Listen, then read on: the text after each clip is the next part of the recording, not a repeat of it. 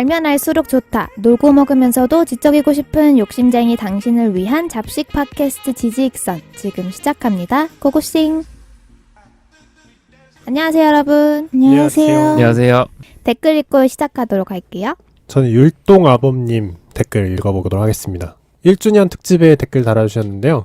저한테 되게 의미 있는 말귀가 하나 있었어요. 지지익선은 저에게 있어 참 소중한 방송입니다. 라는 말을 써주셨는데 이거 되게 감사하면서도 기분이 묘해지는 것 같아요. 사실 누군가에게 소중한 존재가 된다는 게 되게 의미 있으면서도 되게 아리송한 일인데 이렇게 율동아범님께 소중한 방송이 된 것 같아서 잘 들어주고 계셔서 감사하다는 말씀 드리고 싶었습니다. 저는 인문학적 엔지니어님이 달아주신 댓글을 읽을 텐데요. 제 첫 발제 달아주신 댓글이에요. 네, 이런 지식을 날로 먹는 것 같아서 미안함이 느껴진다고 하셨는데 들어주셔서 저희가 고맙습니다. 그리고 수씨님이 부끄럽지만 좋아요 눌러주세요 얘기해주시면 청취자가 얼마나 많으신지 확 느끼실 수 있을 거다. 그런데 저도 되게 저번에도 한번 말했지만 소통할 수 있는 장이 팟빵 안에서다 보니까 좋아요와 댓글을 많이 달아주시면 저희도 힘이 나고 또 이런 느낌으로 청취자분들이 듣고 계시구나 하고 알 수 있으니 좋아요와 댓글 많이 달아주시면 감사하겠습니다. 저는 사실 이번에 댓글들을 보면서 많이 웃었던 것 같은 게 이번 1주년 특집이랑 특히 쿠마님이 진행하신 행복편에 되게 감성적인 속마음을 얘기해 주시는 댓글들이 유난히 많이 달렸던 것 같아요.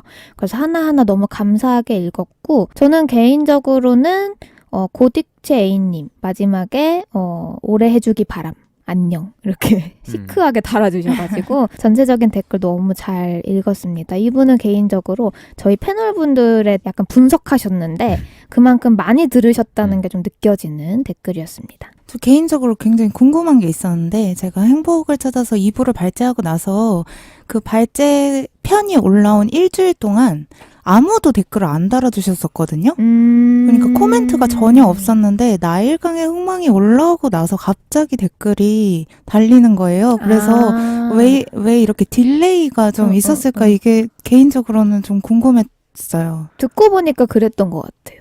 그러면은 후원도 읽어드리도록 하겠습니다. 지지익선 1주년 특집의 경부선님 10,000원 후원해주셨어요. 근데 경부선님 누구시죠? 나 처음 뵙는 것 같은데? 뉴페이스시죠? 그죠? 10,000원이나 후원해주셨습니다. 감사합니다. 감사합니다.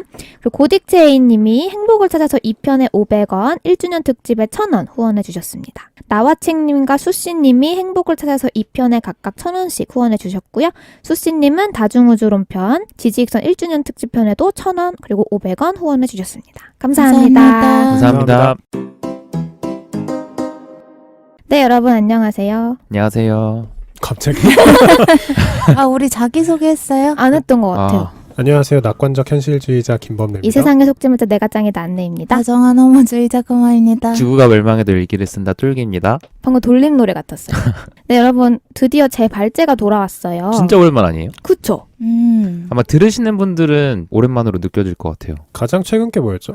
다중우주론.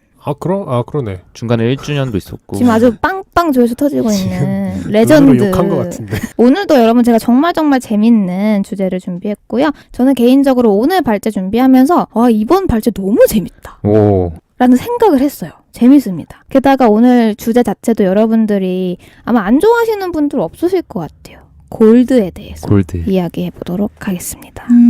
네, 여러분. 그래서 우선 금은요, 금속이죠? 이 금의 그 기호라고 하죠. AU라고 적혀 있는데, 범님 이거 AU라고 그냥 읽나요? 네.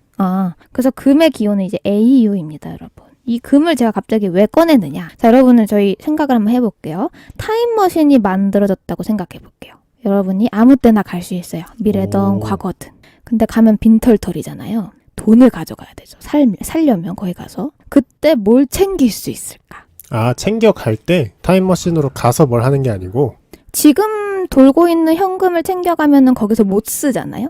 이미 바뀌어 있을 테니까. 그죠. 그래서 지금도 가져가서 그때도 쓸 수 있는 것 중에 베스트를 꼽아라라고 하면은 여러분들은 꼭 골드를 챙기셔야 합니다. 그래서 금은 어느 시대를 불문하고 항상 그 시대의 현금과 교환을 할 수 있는 가치를 지니고 있는 금속인데요. 그래서 오늘은요, 이 금이 어떻게 이런 자리에 앉을 수 있었는지, 그리고 그 자리에 앉은 금이 인류 역사에 어떤 영향을 미쳐왔는지, 그 중에서도 특히 화폐로서의 금은 인류 역사에 어떤 영향을 미쳐왔는지 알려드리려고 합니다. 오늘은 금에 대해서만 이야기를 할 거지만 기회가 된다면 추후 발제해서 이렇게 이어지는 경제 이야기를 좀 해보려고 하고요.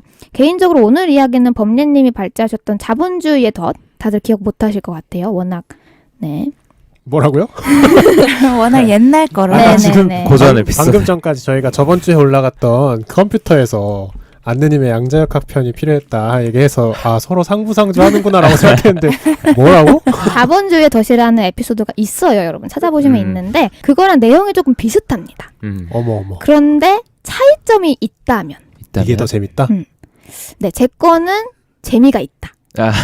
라는 차이가, 큰 차이가 있어요. 그래서 오늘 저의 방송은 조금 스토리텔링 형식으로 좀 쉽게 재미있게 풀어가려고 하고요. 이번 에피소드의 제목이 뭐예요? 금과 화폐 아니면 금과 돈 아니면 그냥 금 중에 고민 중입니다. 그래서 여러분들이 혹시 제 방송을 들으시고 이제 자본주의의 덫을 들으시면은 조금 재미가 없어서 당황하실 수 있는데 빨리 시작해요 네네, 그냥. 알겠습니다. 네, 그래서 바로 금의 속성, 금이 무엇인지에 대해서 얘기를 시작해 보도록 할게요. 여러분, 금은요, 인류 문명에 가장 큰 영향을 미친 금속들 중 하나입니다. 역사적으로 어떤 시대에서도 환금성을 보장받을 수 있는 귀금속의 제왕으로 불려지는데요. 여러분, 금 좋아하세요? 다들? 그럼요. 금 있어요? 집에? 본 적이 없는데? 금을 본 적이 없다고요? 네. 순금을 본 적이 없는 거겠죠. 그 어디서 봐요? 아니, 보면? 반지로든 귀금속으로든 귀걸이로든. 보셨을 거예요. 반지도 안 끼고 뭐. 금메달도 있고. 맞아, 금메달도 있고. 살면서 금메달 한 번씩은 받잖아요. 태권도. 받는다고? 봤다는 네, 거야? 받는다고요. 받는다는 개 거야? 탄다고 개 장난이고요. 금은 반짝거립니다. 그리고 치밀해요. 그러니까 치밀하다. 치밀하다? 그러니까 성격이 치밀한 게 아니라 뭐라 설명하죠? 조밀조밀하다고 하는 그러니까 그런 건가? 느낌? 촘촘하다. 맞죠? 그게 무슨 말이에요, 근데? 치밀성이 있다. 분자 구조가? 응. 그래요? 이빨로도 씹을 수 있잖아요. 그거는 아니죠. 그러니까 그거랑 관계없어요. 경도랑 상관없이? 네. 음. 그 얘기 이따 할 건데. 어쨌든 아름다운 노란 빛깔의 황색을 띠고요. 그리고 몇몇의 산을 제외하고는 부식되지도 않아요. 그러니까 굉장히 튼튼한 거죠. 그래서 여러분이 지금 사용하고 계시는 금은요. 새로 채굴된 금일기보다는 저먼 옛날에 일면식 하나 없는 인류의 조상들이 사용하고 있었을 확률이 큽니다. 그만큼 보존성이 굉장히 강합니다. 그리고 뭐 이래저래 활용도가 되게 높아서 공업 쪽에서도 굉장히 많이 쓰이고 있죠. 현재에서도. 그래서 지금 여러분 금이 얼마인지 아세요? 2020년 3월 31일 기준 1g 얼마예요? 3만 얼마였던 것 같은데? 뭐야? 그걸 왜 알아요? 1g? 1g에. 1g에. 언제죠? 그 옛날 가격이에요. 더 낮아졌어요? 훨씬 높아졌죠. 높아졌겠죠. 훨씬. 금값은 내려간 적이 없어요. 4만 얼마? 64,300원입니다. 1g에? 아. 와. 굉장히 비싸죠. 여러분 그 골드바 본 적 있어요? 난 본 적은 없는데. 뉴스에서 봤어요. 사진으로만. 바 알죠? 뉴스. 바. 네. 그게 1kg 정도 해요. 네. 그게 이제 6,400만 원 정도 하는 거죠. 이 얘기는 뉴스에서 본 것 같다. 골드바 가격 어쩌고저쩌고. 그건 이제 계속 꾸준히 올라왔고요. 그래서 10kg면 6억인 거죠. 굉장히 비싸졌습니다. 그래서 아까 범례님이 잠깐 얘기하셨는데 우리나라 사람들이 금메달 받잖아요. 그러면 이 제스처로 뭘 하죠? 깨물잖아요. 깨물어 보잖아요. 그거 왜 깨물어 보는 걸까요? 진짜 금인지 확인하려고. 뭐 어떻게 되면 진짜 금이에요? 그걸 모르겠어요. 설명해 주세요. 쿠마님은 알아요? 이빨 자국 나면? 맞아요. 저는 옛날에 왜 깨물어 볼까 그냥 상징적인 제스처라 생각을 했는데 깨물었을 때 이 자국이 선명하게 났을 때가 순금일 확률이 높다라고 합니다. 그게 왜 그런 거예요? 금은 비교적 말랑말랑한 금속에 속해요. 가장 강한 게 다이아몬드고 경도로 따지면 금이 아래쪽에 있다고 생각하시면 될 것 같아요. 네, 그런데 제가 여태까지 이제 금의 좋은 속성들을 설명해드렸는데요. 그럼 잘 생각해보시면 비슷한 금속들도 많이 있습니다. 예를 들면 황색을 띠면서 반짝반짝거리는 흔한 금속 중 하나가 황동이죠, 황동. 역사책에서 본 것 같은데. 황동도 색 되게 아름다워요. 황색이죠. 근데 왜 황동은 금의 자리를 차지하지 못했을까요? 너무 흔해서? 맞아요. 가장 큰 이유가 하나, 희소성이 덜해요. 금은 굉장히 희소합니다. 그리고 두 번째로 황동은 잘 부식돼요. 변색도 잘 되고. 뭔가 변하지 않는 아름다움이군요. 그렇죠.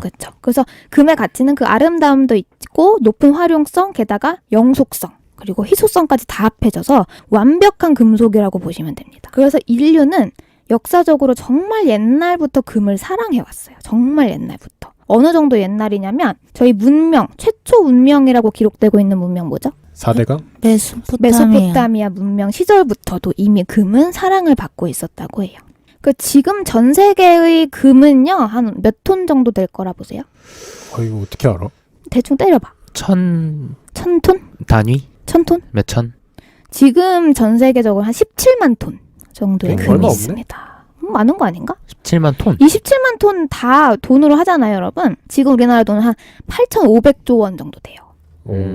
참고로 우리나라 1년 GDP, 그러니까 1년 동안 우리나라에서 만들어내는 그 상품이든 서비스 그 모든 양이 2,000조 원 정도 안 됩니다. 그러니까 우리나라 전 국민이 4년 뼈 빠지게 일하고 다 이제 보관해두면은 모든 금을 살 수도 있겠죠. 그게 채굴이 안 된 금도 있는 거예요? 유통되고 있는, 돌아다니고 있는 금. 그러니까 아까 잠깐 얘기했던 게 우리가 지금 사용하는 금이 새로 채굴된 금이기보다는 예전부터 사용되어 오던 금일 가능성이 높다고 했잖아요. 네, 맞아요. 채굴은 채굴대로 계속 하긴 하는 거예요. 네, 맞아요. 사실 금이 땅에서 캐고 뭐 사금에서 채취한다고도 하죠. 뭐 그런 경우도 있지만 현대에서는 어떤 채굴이 되게 핫하다고 해야 되나? 그러냐면 전자제품들. 네, 금들이 되게 많아요, 생각보다. 많죠. 그거를 이렇게 하나하나 다 긁어내는 분들이 있습니다. 꽤 돈이 된다고 해요. 전도율이 좋기 때문에. 근데 그만큼 뭐 위험하다고는 하는데 어쨌든 자, 그럼 여러분 이 금을 나라들이 나눠 갖고 있을 거 아니에요. 어느 나라가 가장 많이 금을 갖고 있을까요? 완전 미국일 것 같다. 네. 화폐의 중심지잖아. 맞습니다. 미국이 정말 많은 양의 금을 넘사 1위입니다. 그런데 이 순위 중에 인상적인 순위가 하나 있어요. 나라가 아닌 어떤 기관이 3위에 위치를 하고 있습니다. 2018년 6월 기준인데요. 여러분들이 알고 있는 기관이에요. IMF가 금 보유량 3위에 랭크되어 있습니다. 우리나라는 참고로 뭐 순위권에 들지도 않아요. 네, 그래서 뭐 대충 여기까지 금이 어떤 것인지에 대해서 이야기를 해왔습니다. 금이 왜 예전부터 인류의 사랑을 독차지해 왔는지 에 대해서 간략하게 설명해 드렸고요. 지금부터 본격적으로 금이 우리의 경제에 어떤 영향을 미쳐왔는지를 살펴보도록 할게요. 바로 어디로 점프해 볼 거냐면 16세기 영국으로 점프해 보도록 하겠습니다. 회계의 탄생이랑 비슷한 회계 역사거든요. 15세기에 탄생했잖아요. 네, 맞습니다. 사실 오늘 하는 얘기가 회계 역사편이랑 뭐 직접적인 연관은 없지만 같이 들어보셔도 재밌을 것 같다는 생각이 들기는 했어요. 자, 16세기 영국에 이때는 여러분 화폐가 금이었어요. 그럼 이제 저희가 화폐가 뭔지 좀 짚고 넘어가야 돼요. 화폐가 뭔가요? 영어로 뭐죠? currency죠. 화폐가 뭐죠? 그 물물 교환의 수단이라고 해야 되나? 물물 교환을 대신하는 수단이죠. 대신하는 수단. 그쵸. 중요한 게 뭐냐면 화폐와 돈이 어떻게 다르냐는 거예요. 굉장히 애매한 개념이죠. 여러분 생각해보세요. 돈이랑 화폐가 뭐가 다를까요? 다르긴 할까요? 그때는 안 달랐을 것 같은데 지금은 돈은 화폐는 이제 종이 지폐고 돈은 통장에 찍히는 숫자 이런 거 다 합한 게 돈이고. 되게 비슷한 것 같아요. 우선 돈이 화폐보다 더 큰 개념은 맞습니다. 제가 표준 국어 대사전에 나와 있는 화폐의 뜻을 보면 상품 교환 가치의 척도이며 그것의 교환을 매개하는 일반화된 수단. 여기 이제 지폐, 뭐 은행권, 주화 이런 것들이 포함이 되고요. 돈은 이 개념도 있고 거기다 플러스 어떤 물건의 값, 재물이나 재산을 달리 이르는 말. 정리를 해드리면 화폐는 그 지폐 종이 자체를 이야기한다고 할 수 있어요. 우리나라 같은 경우에는 한국은행에서 이 지폐를 찍어내죠. 그 화폐, 그 종이 쪼가리를 화폐라고 부르는 건데 돈은 거기다가 가치라는 수상적인 개념까지 얹어진 거라고 생각하시면 됩니다. 그래서 여러분들이 뭐 이런 말을 하죠. 나 돈 없어라고 하시지만 나 화폐 없어 이렇게는 말 안 하시잖아요. 그런 느낌이라고 생각해 주시면 돼요. 그래서 돈에는 재산, 가치의 의미가 더 포함되어 있는 큰 개념이다. 근데 여러분 화폐는 아무거나 화폐가 될 수는 없어요. 내가 만약에 아이폰을 사고 싶다고 해서 저희 집에 있는 쌀 1kg를 가져갑니다. 해주나요? 안 해주죠. 안 해줘요. 내 머리카락 가져가요. 안 해줘요. 화폐가 되려면 조건이 필요해요. 조건. 왜 내 쌀알과 내 머리카락은 안 되는데 금은 왜 되는가? 이런 거에 대한 조건이 필요한 거죠. 첫 번째 조건은 보편적인 가치가 있어야 됩니다. 내 머리카락을 안 받아주는 이유는 제가 만약에 제 머리카락을 똘기님에게 주면서 똘기야 너 노트북 줘 라고 했어요. 그럼 똘기님에게 너무 손해보는 장사인 거예요. 그쵸. 똘기님은 내 머리카락으로 뭘 할 거예요? 뭘 할 수 없죠. 필요 없죠. 제 머리카락이. 지금 똘기님 표정이 거의 나라 이름 표정. 기분 나빠 보이는데. 근데 어쨌든 이런 보편적인 가치, 그러니까 누구에게나 가치가 있어야 된다라는 거예요. 그리고 대중적으로 쓰일 수 있을 만큼의 수량이 있어야 됩니다. 있습니다. 여기까지만 하면 사실 쌀도 될 것 같지 않나요? 그쵸. 쌀도 다 쌀 다 필요한 필요하잖아. 거니까. 그리고 많으니까. 그 조선시대 땐 그걸로 냈으니까 세금을. 그쵸. 근데 쌀은 상하잖아. 맞아요. 쌀은 가치가 손상되지 않고 안정적이다라는 조건에 부합하지 못해요. 쌀은 썩죠. 그래서 여태까지 근데 화폐의 대상이 됐던 것들이 여러 개, 한 3개 정도 크게 있는데 그 중에 하나가 방금 법례님이 말씀하신 식량입니다. 그래서 예전에는 식량이 화폐의 역할을 했었어요. 그리고 다른 화폐의 역할을 했던 게 바로 의복, 의류 같은 거, 천 이런 것들 또 팔렸었고요. 그리고 마지막에 금속입니다. 꼭 금일 필요는 없는데 금속들도 화폐의 역할을 많이 해왔어요. 철 이런 거. 그 중에서 가장 오래 살아남은 화폐가 바로 뭐죠? 금속입니다. 금속. 그 중에서도 금. 그래서 다시 한번 이 금의 속성, 화폐가 될 수 있었던 속성을 말씀드리면 첫 번째는 오래 보존된다는. 그러니까 부패도 안 하고 내구성도 좋죠. 그리고 두 번째는 밀도도 크고 부피도 그렇게 크지 않은. 그러니까 들고 다닐 수가 있는. 그리고 다음은 녹여서 분할하거나 결합하는 데 용이하다. 무슨 말인지 아시겠죠? 금도 녹여서 또 다시 만들고 또 다시 만들고 이제 변화가 계속 가능한 거죠. 그래서 이 금은 화폐로서의 조건을 정말 완벽하게 충족해요. 그래서 지금까지 화폐가 되어 왔던 건데 근데 여러분 금은 화폐가 되기엔 단점도 당연히 있습니다. 뭐가 좀 떠오르는 거 있으세요? 금이 우리 지금 금으로 교환하지 않잖아요. 네. 그래서 금이 지금 그 자리를 뺏긴 거죠. 지폐들에게. 왜 뺏겼을까요? 무겁잖아요. 맞아요. 첫 번째 무거워요. 들고 다니기가 너무 힘들어. 또 뭐가 있을까요? 너무 귀한가? 그것도 있고 무거운 거랑 약간 연결되는데 이 보관하는 게 힘들었어요. 금을 우리 집 서랍에 그냥 넣어두는 사람들도 있겠지만 네. 보통은 금고에 넣어두죠. 그러니까 금고라는 어떤 기술이 집약된 대상이 필요했고 그거를 그때 당시 사람들에게는 금고 사는 것조차도 너무 비용이 많이 들었던 거죠. 그래서 이런 배경 지식을 가지시고 16세기 영국으로 돌아가서 이때 금 때문에 어떤 일이 일어났는지 알려드리도록 할게요. 제가 말씀드렸다시피 금은 무겁고 큽니다. 그래서 그때 어떤 직업이 생겨났냐면 금세공업자라는 직업이 생겨나요. 무슨 일을 했을까요? 세공? 작게 쪼개주나? 그렇죠. 금을 세공하는 거예요. 말 그대로 금을 모양을 이쁘게 만들어줄 수도 있고 근데 그거보다 더 중요한 거는 금세공업자 집에는 엄청나게 많은 이것들이 있었어요. 금고? 맞아요. 금고가 엄청 많았어요. 그래서 사실 금세공업자는 금을 이제 세공해주는 작업 플러스 금을 보관해주는 역할이 굉장히 컸어요. 그래서 많은 부자들이 와서 이 금고를 이용합니다. 저희 밤에 클럽 같은 데 가면은 겉옷이랑 짐을 들고 춤추나요? 아니죠. 안 어떻게 가봐서 하죠? 모르겠는데. 보관함에 보관함에 맡기잖아요. 어머. 보관함에 맡겨야 이제 저희 춤도 좀 잘 출 수 있고 자유롭게 이동할 수 있잖아요. 어머, 처음 알았네. 근데 저희 짐만 딱 맡기고 오나요? 뭘 받아오죠? 쿠마님? 열쇠. 그쵸. 번호표 같은 걸 받아오죠. 내 짐이 이거다라는 증표예요. 그게 금세공업자에서도 정확히 똑같이 적용되었었습니다. 그래서 금을 맡기고 계약서 같은 보관증을 받아와요. 그래서 나는 금을 뭐 얼마를 여기서 보관했다. 이렇게.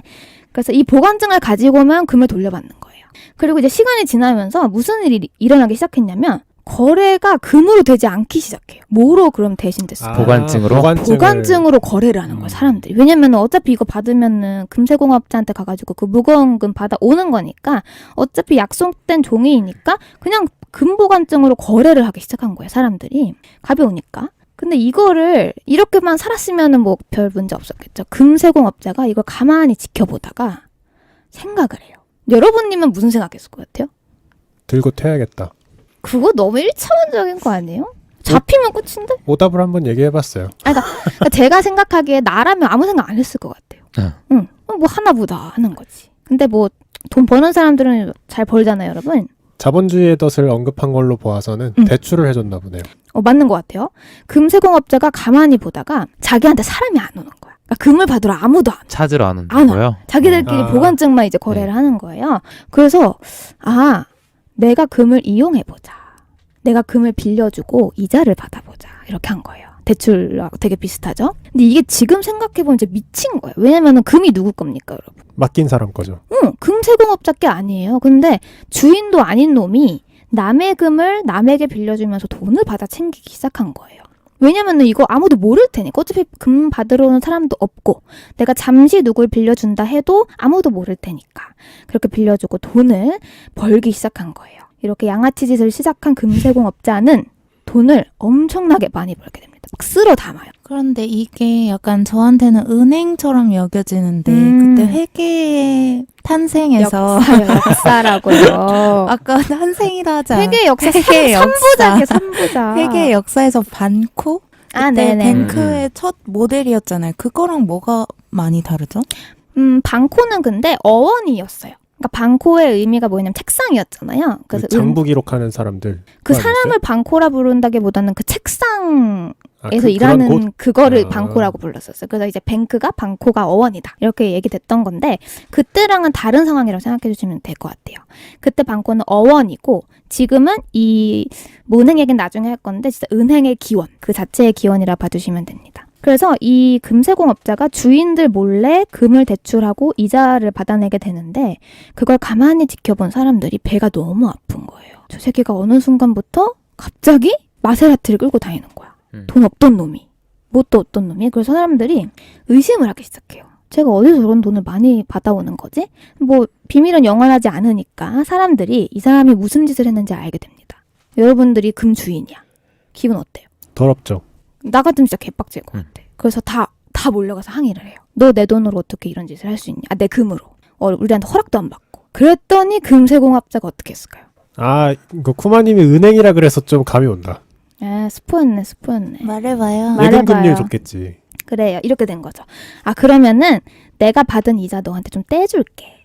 이렇게 된 거예요. 그래서 금을 갖고 있던 부자들이 수긍을 합니다. 나쁘지 않잖아요. 예대 마진이 생긴 거네. 그러니까 불로소득인 거지. 가만히 있는데 돈을 준대잖아. 금만 보관하고 있으면. 그래, 뭐 우리 윈윈이네. 이러고 오케이를 합니다. 근데 뭐 여기서 끝나면은 뭐 얘기 재미없죠. 그러다가 여러분 인간은 아시겠지만 욕심이 끝이 없잖아요. 그래서 금세공업자가 또 무슨 생각을 하냐면 무슨 생각했을까요?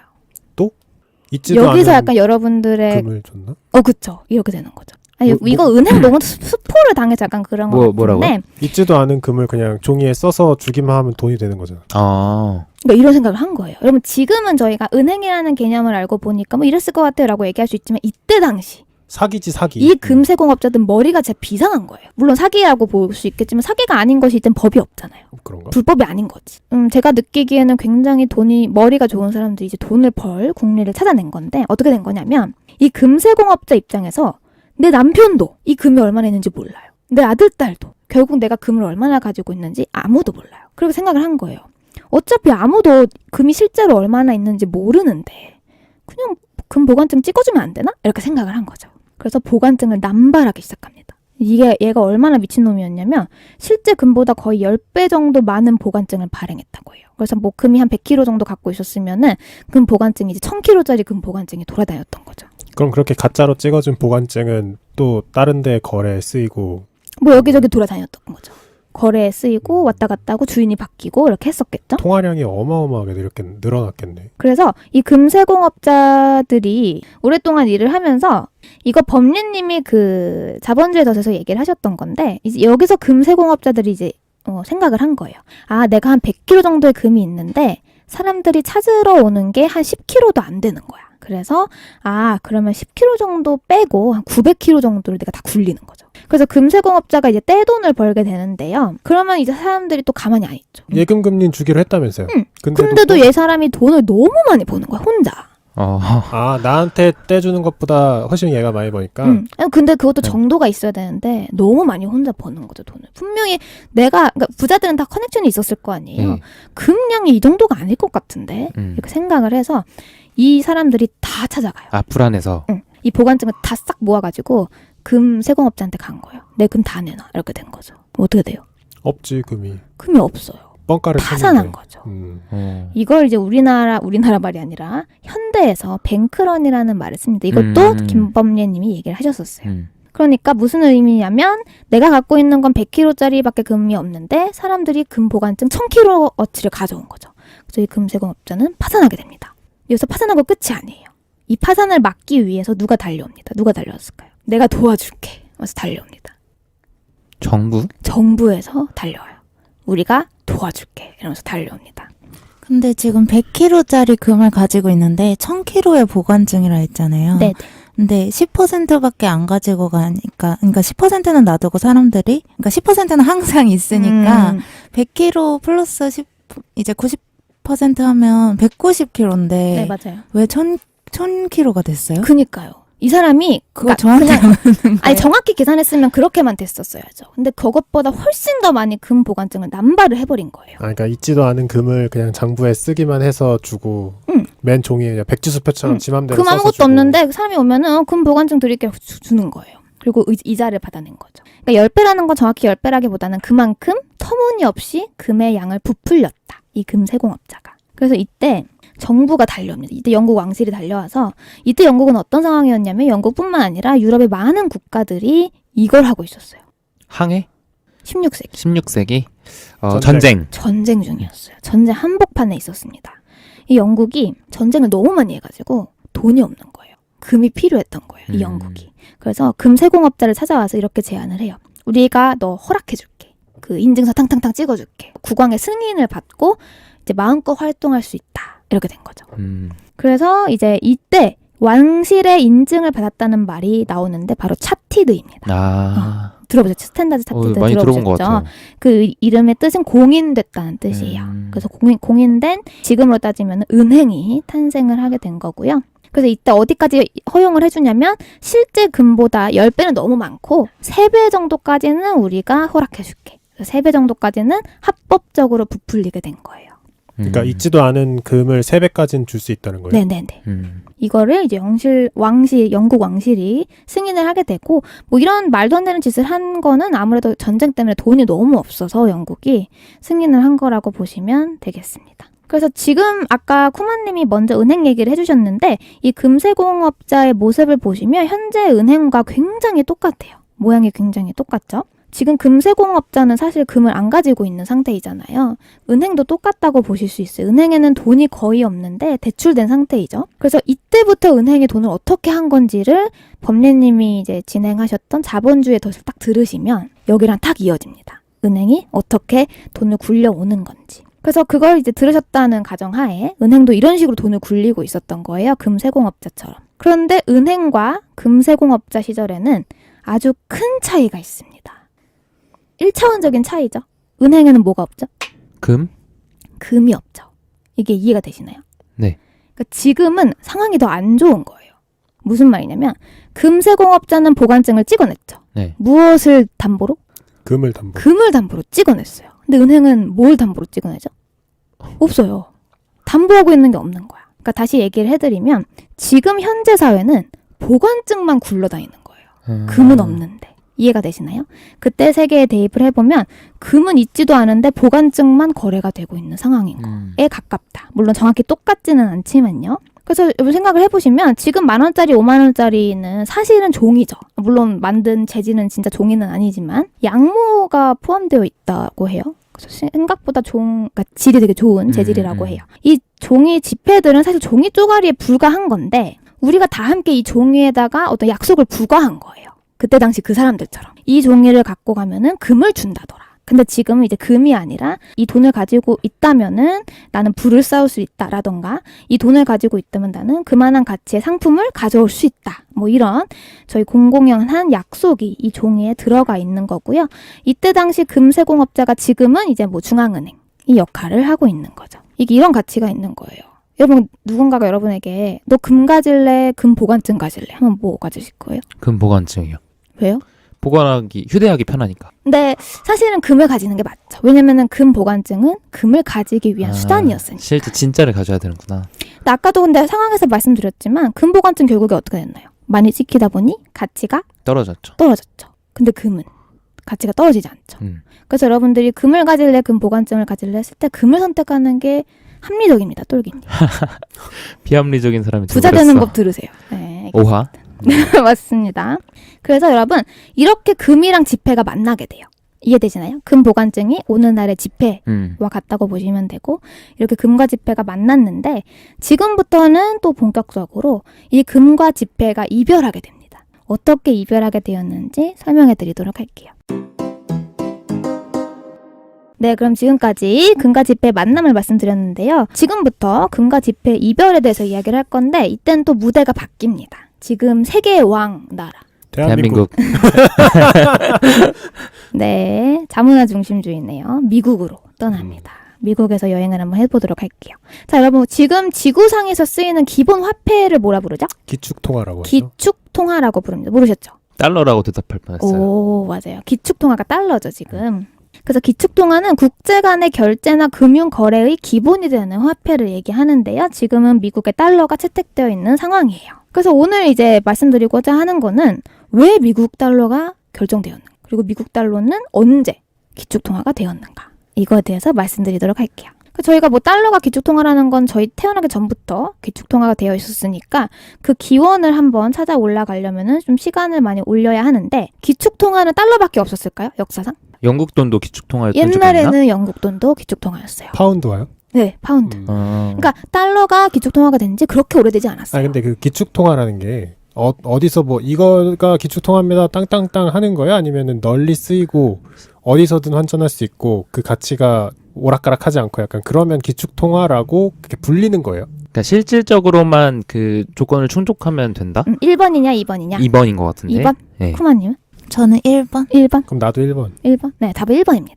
다 이렇게 하자고 한 거예요? 탕탕탕 내린 거예요. 파운드화 네, 때도? 탕탕탕. 오. 탕탕탕 내립니다. 파운드화 말고도 또 있었어요. 뭐 어쨌든 우선은 지금 달러 얘기를 해볼 건데 우선 기축통화가 되기 위한 조건들이 있습니다. 첫 번째는 그 나라가 금을 굉장히 많이 가지고 있었어야 돼. 금을. 뭔가 역설적이네. 그죠. 금 보관증이니까 본질적으로는. 그렇죠. 그래야 금이 많아야 달러돈보다는 통화를 찍어낼 수 있으니까. 네. 그리고 무역 적자를 봐야 된다라는 조건이 있는데 이거는 뭐 복잡해서 좀 넘어갈게요. 그리고 이제 금융업이 굉장히 발달되어 있는 금융시장을 갖고 있는 나라여야 해요. 그리고 그 국가의 신용도와 물가가 안정적이어야 합니다. 그래서 이 조건을 충족하는 게 지금은 미국밖에 없죠. 그리고 그때 당시도 미국밖에 없었던 거예요. 왜 미국밖에 없었냐면 이때 2차 세계대전 이후에요.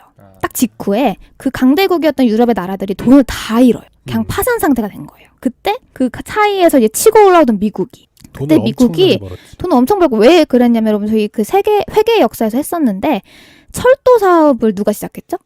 그 케네디 아빠였나? 그 다른 사람인가? 영국에서 산업 아 맞아. 증기기관차 만들고 철도 리버풀인가 깔았잖아요. 맨체스터에서 그쵸, 그쵸. 깔았어 맞아. 연구 시작을 했는데 그거를 그 콩고물을 미국이 받아 먹었어요. 그래요? 무기를 팔아서 부자가 된 거 아니에요? 미국이? 그러니까 철도 사업으로 결국에 부자가 된 거예요. 그 무기를 어떻게 팔아요? 뭘 어떻게 팔아? 뭐 던져줘요? 이렇게 바다 이렇게 던져줘요? 아니 뭐 철도로 옮기는 배도 거지. 있을 거고. 그렇죠, 어쩌고 그렇죠. 네. 어쨌든 미국이 그 철도 사업에 득을 굉장히 많이 봅니다. 돈을 되게 많이 벌었는데 유럽 나라들이 정신 못 차린 거예요. 전쟁 때문에. 그때 전 세계의 GDP의 반을 미국이 가지고 있었어요. 이게 어느 정도냐면 상품이 하나 딱 나왔어. 전 세계에서. 2개 중 하나는 미국이 만든 거예요. 엄청난 상황이었던 거예요. 인구는 30분의 1밖에 안 돼. 세계에. 근데 GDP가 절반. 말도 안 되게 잘 나가고 있었는데 뭐 아까 말씀드렸던 거지만 미국이 이렇게 되기 전까지는 원래는 영국이 그 자리를 차지하고 있었는데 이제 2차 세계대전을 지나면서 미국이 그 자리를 차지하게 됩니다. 그래서 1944년에 여러분들 혹시 이름은 들어보셨을 것 같은데 브렌튼 우드 협정이 일어나요. 이름은 들어보셨죠? 이 브렌튼 우드는 미국의 소도시 이름입니다. 여기에서 전 세계 정상들이 다 모여서 협정을 합니다. 이때 무슨 얘기를 한 거냐면 야 우리 교환하고 무역하잖아. 어느 나라 돈 쓸 거야? 이렇게 물어보는 거예요. 그래서 막 얘기를 나오다 보니까 지금 가장 센 게 미국이죠. 그래서 미국 달러 하자 하고 미국 얘기를 한 거죠. 우리 돈 하자. 근데 바로 다른 나라들이 네 알겠습니다. 미국 달러 하시죠. 이랬을까요?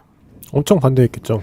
반대했고 영국이 엄청 반대했을 것 같은데. 맞아. 많은 나라들이 반대라고도 볼 수 있죠. 널 어떻게 믿고 달러로 채택을 하느냐. 그치. 달러를 지들 맘대로 찍어버리면 어떡해. 그니까. 막 항의를 하는 거예요. 아니 너네 너무 이거는 비합리적인 거래 아니냐. 범례님 말대로 너네가 달러 막 찍어내면 우리 완전 불리해지는 건데 널 뭘 믿고 달러로 지정을 하느냐라고 했더니 미국이 don't worry 하면서 우리 금 전 세계의 70% 가지고 있어. 이렇게 얘기를 해요. 그래서 우리가 화폐를 찍을 때는 금을 담보로 찍어낼게. 이렇게 얘기를 합니다. 이게 여러분들이 이름을 들어보셨던 근본이제입니다. 그게 몇 년이라고요? 1944년. 이때 여러분 미국이 어떤 약속을 하냐면요. 35달러를 가지고 오면 금 1온스를 준다고 약속을 했어요. 그래서 사람들은 이걸 믿었을까요? 안 믿었을까요? 믿었지 않을까요? 왜 믿죠? 70% 갖고 있다. 그렇죠. 금이 너무 많으니까. 믿을 수밖에 없죠. 금이 그렇게 많다는데 뭐 오케이 하고 넘어가게 됩니다. 근데 금이 그렇게 많은 이유가 2차 세계대전 당시에 미국이 불을 축적을 했다고 했잖아요. 맞아요. 그 불을 금으로 축적한 거예요, 그러면?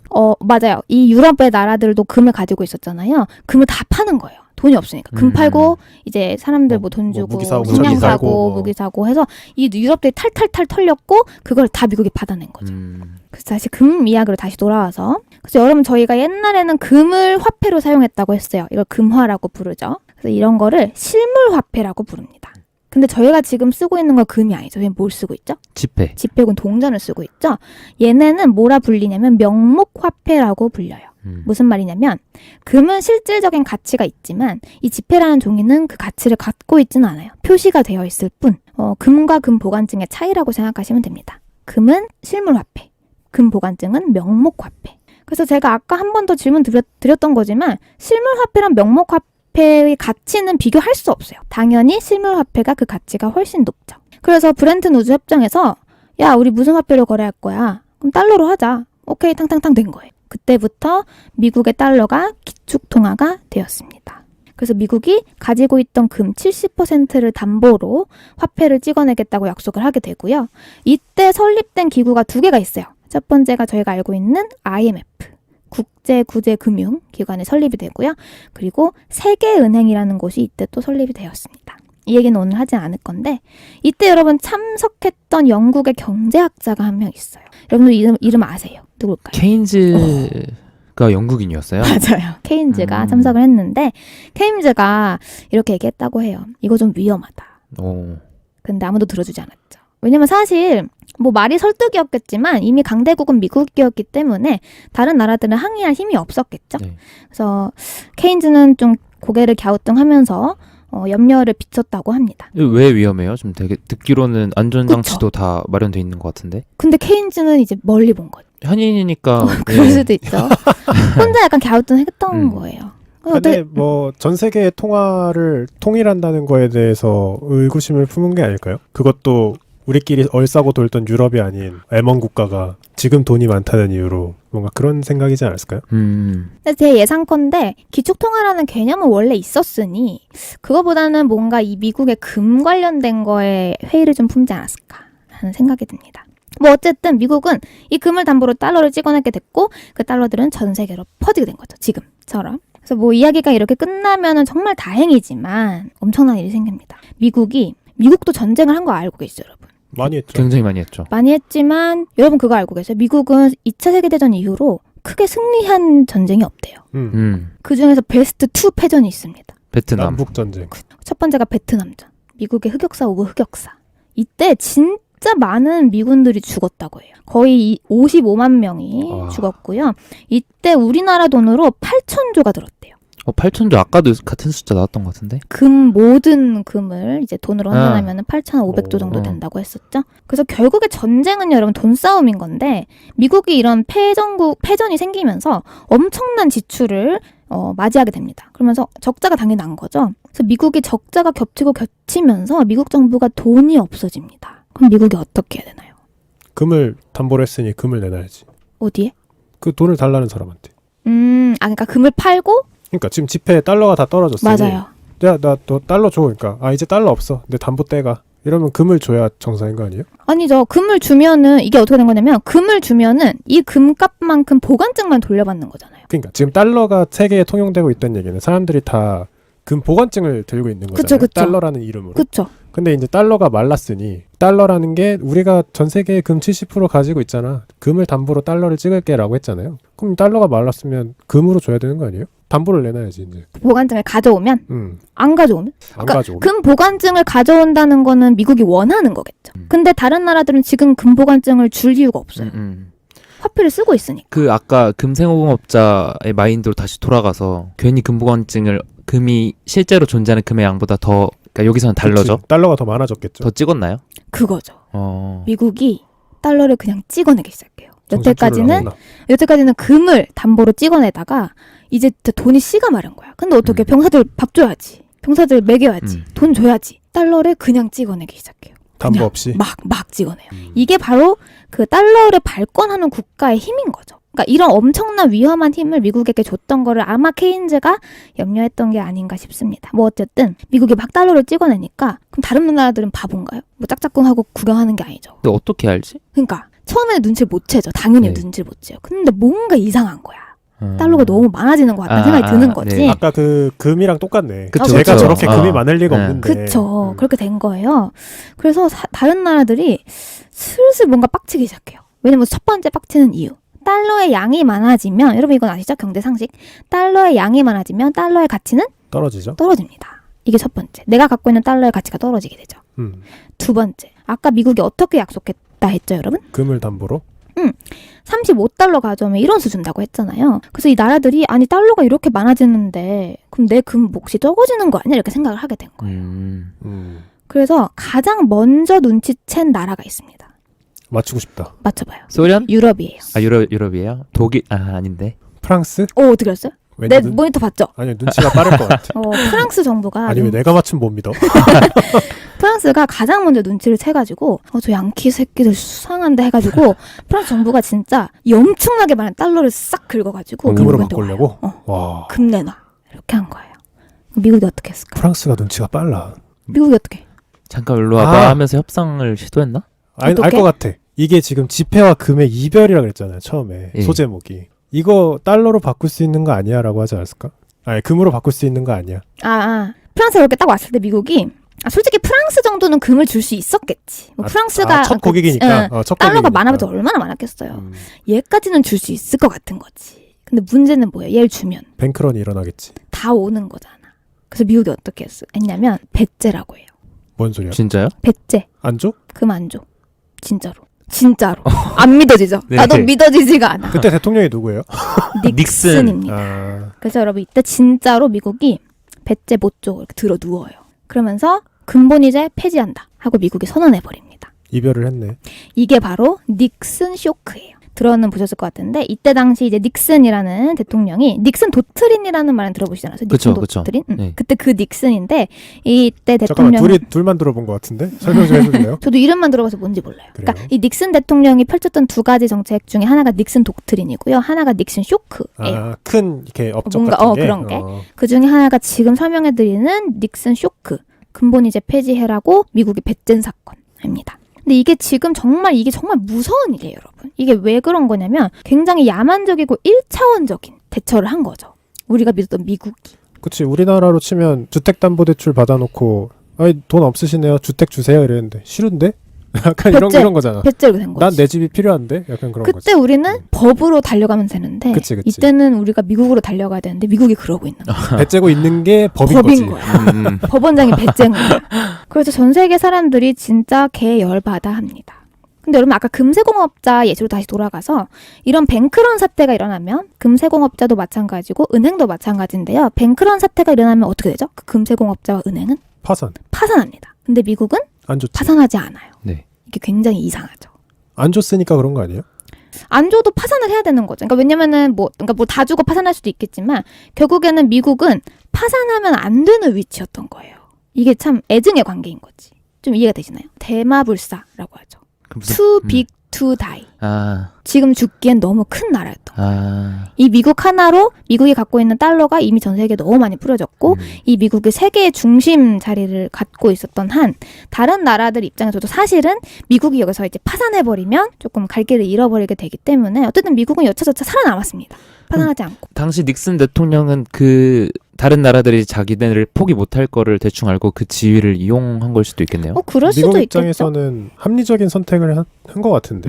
그래서 그러니까 사실은 이게 해결책이 없는 거예요. 미국도 해결책이 없고 그걸 바라보고 있는 다른 나라들도 해결책이 없는 거죠. 그러니까 어떻게? 금이 없다는데 어떻게? 이렇게 된 거죠. 그래서 그냥 흐지부지 넘어가요. 그러면서 이제 지폐는 그러니까 달러는 금과 이별하게 되고요. 여러분들 쓰고 있는 이 달러 우리나라를 비롯해서 전 세계에 돌고 있는 달러는 그냥 계속 찍어지고 있습니다. 이제 더 이상 갖고 가도 안 바꿔주겠네요, 금으로? 안 바꿔주죠. 그래서 지금 전 세계적인 인플레이션은 계속 발생하고 있는 거죠. 그래서 이때 어떻게 됐을까? 달러의 가치가. 폭락했겠죠. 그러면은 동시에 뭐는 폭등했을까요? 뭐의 가치는? 금의 가치 폭등. 그리고 금이랑 같이 실물 자산의 투탑으로 꼽히는 땅? 산 원유. 이게 몇 년도예요? 1944년. 아니. 닉슨 대통령이 근본이절 폐지한 게. 1970년대인가 그래요. 70년대 중반일 거예요. 왜냐면 대통령이 사임한 게 한 70년대 중반이니까. 그러면 석유가 엄청난 실물 자산으로 자리를 잡았을 때네요. 그래서 이게 어쨌든 그런 실물 자산들이 값이 폭등을 하게 됩니다. 그래서 여러분 이때 당시 이제 세계사나 경제 공부를 해보시면 이때 막 원유 그래프가 막 쏟아 있어요. 그게 이때 당시인데 물론 이 닉슨 쇼크 때문에 올랐다라기보다는 이런저런 게 겹쳐서 같이 오른 상태였습니다. 그래서 이때 일어난 일이 바로 오일 쇼크라고 불리는 일입니다. 오일이 폭등했던 이야기. 그래서 제가 준비한 이야기는 여기까지입니다. 개빨리 끝난다. 되게 아쉽다. 분량 조절을 못했네요. 그래서 저희가 오늘 어떤 얘기를 말씀드렸냐면 금의 특성, 그리고 금이 화폐가 되고 지폐를 낳기까지, 그리고 금이 지폐와 이별하게 되기까지의 이야기를 말씀해 드렸어요. 그래서 이 히스토리를 아시고 범례님이 이제 진행했던 자본주의 더편을 들어보시면 진짜 이해가 잘 되실 거예요. 왜냐면 그때 범례님이 하시는 얘기는 그러니까 그 얘기의 약간 프리퀄 같은 이야기라고 생각해 주시면 되고요. 달러 관련이나 뭐 금 관련 경제 기사도 아주 재밌게 보실 수 있고 개인적으로 이제 미국의 위치를 다시 한번 느끼게 됐던 발제 준비였습니다.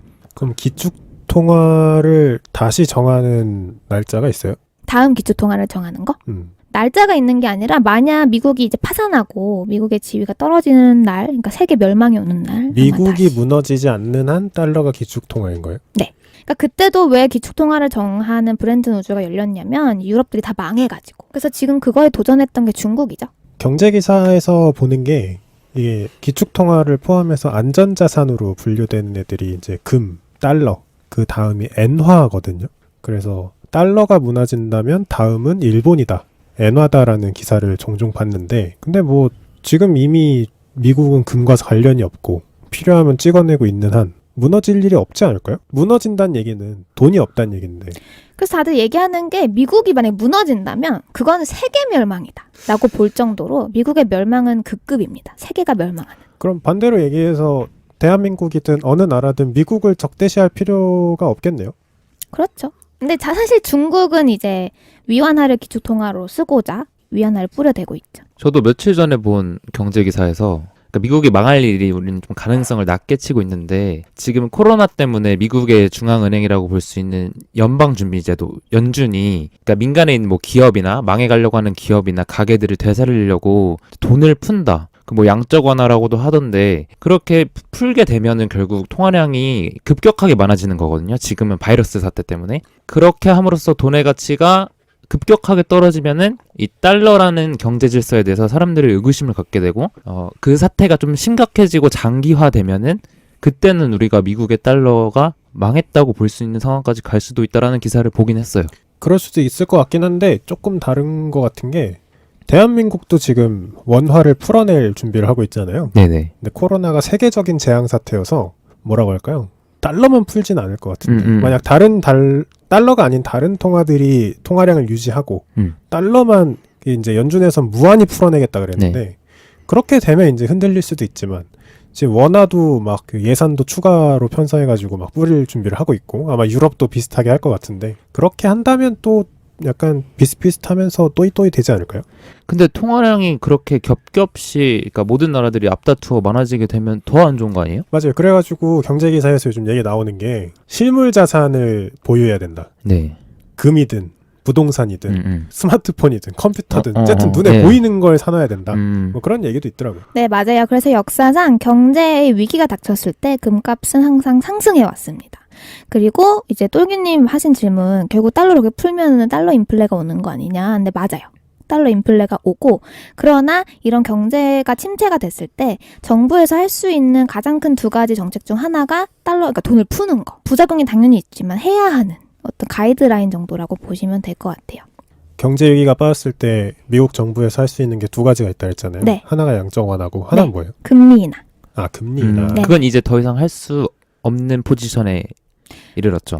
저 제로까지는 가면 안 되니까. 지금 1%포인트 최근에 낮췄다고 네. 기사는 나오고 거의 있는데 제로로 갔죠. 0.25인가 그럴 거예요, 지금. 지금 일본이 거의 제로 금리일 거고 나중에는 이제 은행에 예금을 하면 보관료를 내는 세상이 올 거래요. 마이너스. 네, 마이너스 금리. 저 질문 하나만 더 해도 돼요? 더 해도 돼요. 아까 달러화보다 엔화, 아니 달러화 다음이 엔화가 그 기축통화에 준하는 위상을 갖고 있다고 하셨는데 그런 건 어떻게 정해지는 거예요? 아, 그 기사에서 근데 저는 그 얘기 듣고 질문 드리고 싶었는데 좀 옛날 얘기 아닌가요? 뭐 몇 년 된 얘기긴 해요. 근데 이제 기축통화의 아까 조건에 대해서 안느님이 얘기해 주셨지만 일본이 지금은 좀 이상해졌는데 몇 년 전까지만 해도 굉장히 굳건한 나라로 인지도가 있었거든요.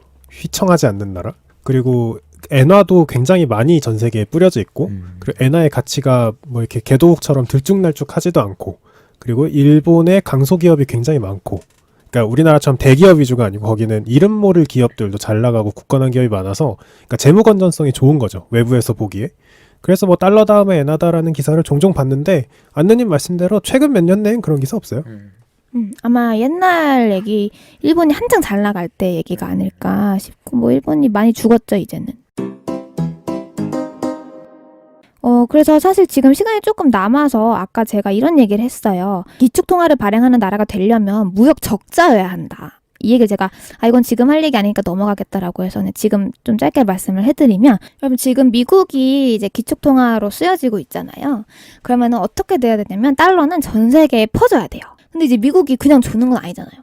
야, 한국 받아 이러면서 막 100달러 던지고 이런 게 아니라 한국에게 달러를 주면 한국은 뭘 줘요? 뭐 재화를 줘야지. 그렇죠. 현대자동차를 주는 거예요. 그러니까 이런 식으로 미국은 뭘 해야 되냐면 항상 남의 나라 물건을 사와야 돼요. 수입을 해야 되는구나. 수입만 해야 되는 거야. 그래서 달러를 줘야 되는 거죠. 그래야 이 달러가 퍼지니까. 그래서 미국은 항상 무역 적자여야 되는 거예요. 좀 이해가 되시나요? 그래서 그때 당시 많이 죽었던 미국의 그게 뭐냐면 제조업. 그때 미국의 제조업이 많이 죽었다고 해요. 왜 그런 거냐면 달러가 많이 퍼지면서 그러니까 미국 제조업이 만드는 상품의 가치가 다른 나라의 가치보다 하락하는 거예요. 그래서 그때 미국 제조업이 많이 죽었다고 하고 그때 진짜 막 불티나게 잘 나갔던 나라가 일본입니다. 일본이 그때 메이드 인 재팬 하면은 죽을 때여가지고 80년대. 그때 일본이 엄청나게 많은 제품들을 미국에 팔고 엄청나게 많은 달러가 일본으로 가게 돼요. 그래서 그때 미국이 막 힘을 쌓았던 거죠. 그래서 나중에 기회가 되면 말씀드리겠지만 그러다가 미국이 한번 일본을 짓밟아버립니다. 그게 아마 플라자 합의인가? 그거 맞죠? 맞습니다. 이거는 후속 에피소드가 있는 거예요? 모르겠어요. 시간이 되면 하도록 하겠습니다. 궁금하다. 그거 국가부도의 날에 나옵니다. 아, 그래요? 네, 플라자 합의 얘기했었어요. 아, 맞아. 얘기했었어요. 기억 안 났죠? 네. 그래서 미국의 무역 적자라는 건 이런 의미가 있습니다. 그러면 막 최근에 트럼프 대통령이 우리나라 경상수지 적자다 맨날 그러면서 막 화내잖아요. 그죠? 그게 사실은 쇼인 이걸 거야, 쇼. 이해를 못했거나 쇼인 아니에요. 거인 트럼프가 거죠. 못했을 리가 제조업 없지. 종사자들에게 어필을 하는 쇼. 트럼프가 못했을 리가 없지. 음, 근데 여러분 궁금한 거 있지 않아요? 어떤 궁금한 건 많은데. 아니 봐봐. 네. 달러를 다른 나라에 계속 뿌린다고 했잖아요. 미국이. 네. 제품 사오면서. 그럼 달러는 계속 타국에만 있나요? 미국도 달러를 써야 될 거 아니에요. 찍어내겠죠. 근데 계속 찍어낼 수는 없죠. 네. 그때는 특이한 상황이었고 그 전쟁 났을 때. 네. 물론 찍어내겠지만 계속 찍어낼 수는 없잖아요. 미국이. 다른 나라로 간 달러를 미국에 다시 들여와야 될 거 아니에요. 네. 어떻게 들여오죠? 금리를 수출. 인상하나? 다른 나라에서 미국 채권을 사야 돼. 사는 거예요. 아, 그러면서 미국이 달러를 회수합니다. 이해가 되시나요? 그게 결국 금리를 인상하는 거 아니에요?